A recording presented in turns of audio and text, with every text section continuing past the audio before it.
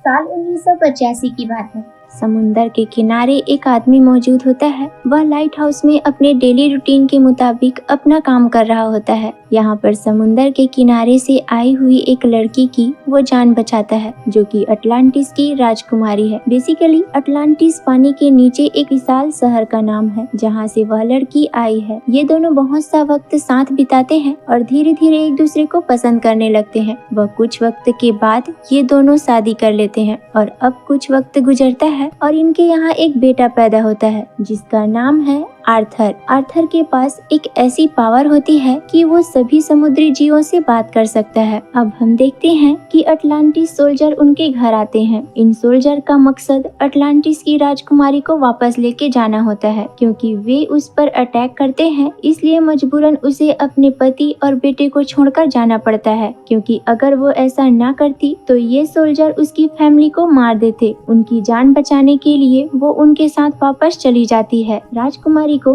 अपने एक खास एडवाइजर पर बहुत भरोसा होता है और वो उसे कहती है कि तुम आर्थर को ट्रेन करो, उसे एक स्किल वॉरियर बनाओ ताकि वह हमारी तरह युद्ध कौशल सीख सके। आर्थर अब बड़ा हो चुका है। आर्थर को बुलाया जाता है कि तुम अटलांटिस वापस आ जाओ, क्योंकि तुम फर्स्ट सन हो, तुम यहाँ के किंग बन सकते हो। पर आर्थर इनकार कर देता है, सिर्फ इस बात पर कि उसकी माँ को सिर्फ इस वजह से मारा गया था कि उसने एक इंसान से प्यार किया था, उससे शादी की थी और मैं उनसे हुआ एक हाफ ब्रीड बेटा हूँ। मेरे लिए ये वजह बिल्कुल बेकार है। मैं अटलांटिस बिल्कुल नहीं आऊंगा। यहाँ पर हम देखते हैं कि कुछ समुद्री डाकू एक रूसी पनडुब्बी को लूट रहे होते हैं और यहाँ पर आर्थर आकर उन्हें बचाता है। लड़ाई के दरमियान समुद्री लुटेरों का लीडर मर जाता है, जिसको आर्थर मारता है और उस लीडर का बेटा डेविड भी वहाँ मौजूद होता है। डेविड देखता है कि आर्थर यानी एक्वामैन ने उसके फादर को मार दिया है, तो वो उससे बदला लेने का ठान लेता है। अब हम एक और मेन कैरेक्टर को देखते हैं, जिसका नाम आर्म है। ये अटलांटिस का किंग बनने वाला होता है और यह आर्थर का सौतेला भाई भी है, जो पानी के अंदर रहता है, यानी कि अटलांटिस के अंदर रहता है। अब आगे बढ़ने से पहले मैं आपको बता दूं कि आर्म पानी के अंदर रहता है और आर्थर ऊपर जमीन में रहता है। आर्म अलग अलग राजाओं से मिलता है जो अटलांटिस के आसपास के अलग अलग शहरों में रहते हैं। आर्म उनमें से एक किंग को कहता है कि हमें ऊपरी हिस्से पर हमला करना चाहिए, क्योंकि वे हमारे समुद्र को गंदा करते हैं और प्रदूषित कर देते हैं। लेकिन वो किंग इस फेवर में नहीं होता कि जमीन पर रहने वाले लोगों पर हमला किया जाए। लेकिन वो यह भी देखता है कि यदि 4 और किंग ने आर्म का साथ दिया तो आर्म को ओशन मास्टर का टाइटल मिल जाएगा, यानी कि कमांडर बन जाएगा और उसका ही फैसला माना जाएगा। अभी उस किंग और आर्म की बात चल ही रही होती है, तभी एक रूसी पनडुब्बी आती है और उन पर हमला कर देती है। यहाँ पर आर्म उस किंग की जान बचाता है और इस चीज को देखते हुए वो किंग आर्म का साथ देने का फैसला करता है। उस किंग के बेटी का नाम मीरा होता है, जिसकी शादी आर्म से होने वाली होती है, लेकिन वह शादी नहीं करना चाहती है और इसको एक ही तरीका नजर आता है, जो कि आर्थर है। उसको लगता है कि अगर आर्थर आ गया तो आर्म किंग नहीं बनेगा और वह जमीन पर आती है। यहाँ पर वो आर्थर से मिलती है और उससे हेल्प मांगती है कि तुम पानी में वापस आ जाओ, क्योंकि तुम बड़े बेटे हो तो तुम किंग बन सकते हो। लेकिन आर्थर इनकार कर देता है। लेकिन कुछ वक्त के बाद मीरा उसका ट्रस्ट जीत लेती है, क्योंकि एक बहुत बड़ी समुंदर की लहर आर्म ने जमीन की तरफ भेजी होती है, जहाँ पर मीरा आर्थर के फादर की जान बचाती है। आर्थर इस चीज को देखता है और मीरा की तरफ उसका ट्रस्ट बन जाता है और वो मीरा के साथ पानी में आ जाता है। यहाँ पर आर्थर अपने टीचर से भी मिलता है, जिसने उसे तमाम लड़ने की स्किल सिखाई होती है और ये वही सोल्जर होता है जो उसके मदर का सबसे ट्रस्टेबल सोल्जर था। ये दोनों आर्थर को बताते हैं कि तुम्हें त्रिशूल ढूंढना होगा, जिसमें बहुत ही ताकत है और बहुत सारे जादू है, और जिसको ये त्रिशूल मिल गया उससे बिना सवाल पूछे उसको किंग बना दिया जाएगा, क्योंकि इस त्रिशूल के बिना आर्म तुम्हें कभी भी किंग नहीं बनने देगा। वो तुमसे बहुत ज्यादा ताकतवर है। अगर तुम उससे लड़कर भी क्लेम करना चाहो तब भी वो तुम्हें जीतने नहीं देगा। अभी बात हो ही रही होती है कि आर्म के कुछ सिपाही यहाँ पर आकर अटैक कर देते हैं और आर्थर को पकड़ लिया जाता है। आर्थर जंजीरों से जकड़े हुए आर्म के सामने पेश किया जाता है। आर्म इस पर क्लेम इल्जाम लगाता है कि तुम्हारी वजह से मेरी माँ की जान गई, यानी कि तुम्हारी वजह से क्वीन को फांसी पर लटकाया गया। आर्म फिर भी उसका भाई होता है और वो आर्थर से कहता है कि मैं तुम्हें एक चांस देता हूँ, यहाँ से हमेशा के लिए चले जाओ और पानी में कभी लौट के मत आना। आर्थर उस पे गुस्सा होता है और उसको चैलेंज करता है कि मैं तुमसे फाइट करूंगा और यहाँ उन दोनों की फाइट शुरू हो जाती है। लेकिन आर्म का अपर हैंड होता है क्योंकि वो हमेशा से ही पानी में रहा होता है और आर्थर के लिए आर्म को पानी में हराना बहुत ही मुश्किल है। लड़ाई जारी रहती है और आखिरकार आर्थर मरने ही वाला होता है कि मीरा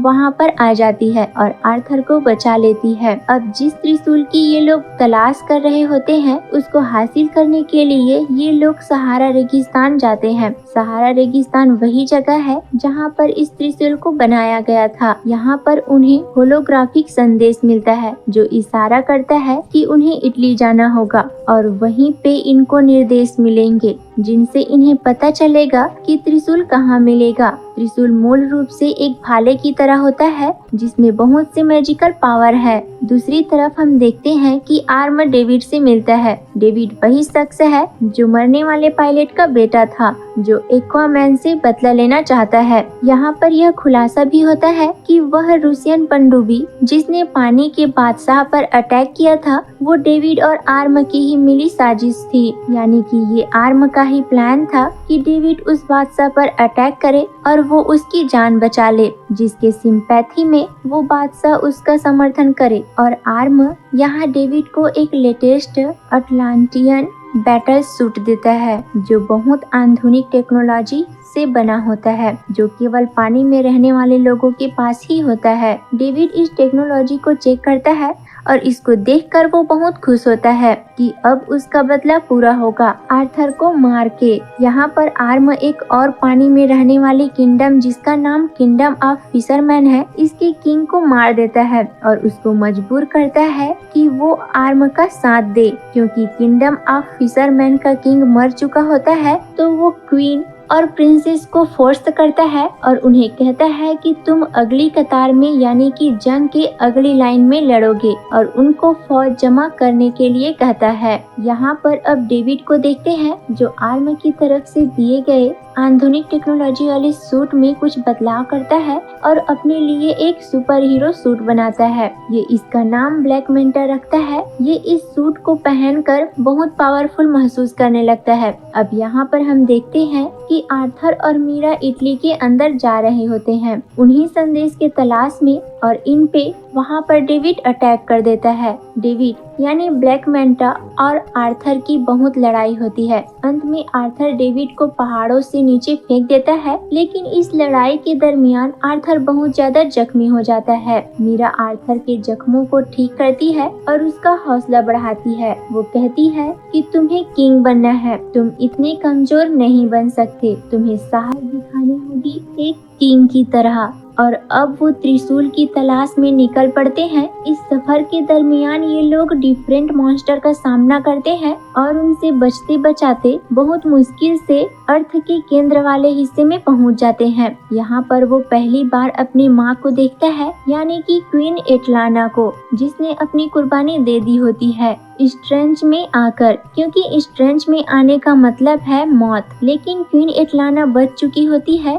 उसको कुछ भी नहीं हुआ होता और वो काफी अरसे से यही सरवाइव कर रही है। और अब आर्थर और मीरा भी यही मौजूद हो जाते हैं। ये तीनों आपस में मिलते हैं और ये एक इमोशनल सीन है। अब ये त्रिशूल के बहुत करीब है, लेकिन अब आर्थर यहाँ से अकेला ही आगे जा सकता है। मीरा या उसकी माँ उसका साथ नहीं दे सकती। आर्थर आगे बढ़ता है त्रिशूल की तलाश में। इसको वो त्रिशूल मिल जाता है, लेकिन जब ये उसको हासिल करने जा रहा होता है तो इस पे लेविएथन अटैक कर देता है। बेसिकली लेविएथन इस त्रिशूल का रखवाला होता है। लेविएथन ड्रैगन और सांप का मिश्रण जैसा दिखता है और ये बहुत बड़ा होता है और ये उससे कहता है कि इसे जो भी हासिल करने आया था वह योग्य नहीं था, इसलिए मैंने उन सभी को मार डाला। जैसा कि हमने शुरू में जाना था कि आर्थर समुद्र में रहने वाले जीव से बात कर सकता है, तो ये उससे बात करता है। ये ड्रैगन और सांप जैसे दिखने वाले जीव से कहता है कि क्या तुम मुझे सुन सकते हो? आज से पहले किसी ने मुझे नहीं सुना। आर्थर अपनी बर्थ बताता है और उससे क्लेम करता है कि इस त्रिशूल का हकदार मैं हूँ और मैं 7 समुद्रों पर राज करना चाहता हूँ। अंत में लेविएथन उसकी बात मान लेता है और आर्थर उस त्रिशूल को हासिल कर लेता है। ये त्रिशूल हासिल करने के बाद उसका पावर बढ़ जाता है और उसका कॉस्ट्यूम भी चेंज हो जाता है। समुंदर के अंदर रहने वाले तमाम किंगडम आर्म का साथ दे रहे होते हैं। इसी वजह से आर्म खुद को ओशन मास्टर का टाइटल दे देता है, यानी कि अब इसका ही हुकूमत चलेगा। यहाँ पर आर्म का साथ देने वाले किंगडम को पता चलता है कि आर्थर ने त्रिशूल हासिल कर लिया है और रूल और कानून के मुताबिक जिसके पास त्रिशूल होगा वही असली किंग होगा और वही ओशन मास्टर भी होगा। उससे कोई भी सवाल नहीं पूछा जाएगा। इनको कंफर्मेशन मिलती है कि त्रिशूल अब आर्थर के पास है, लेकिन आर्म को गुस्सा आता है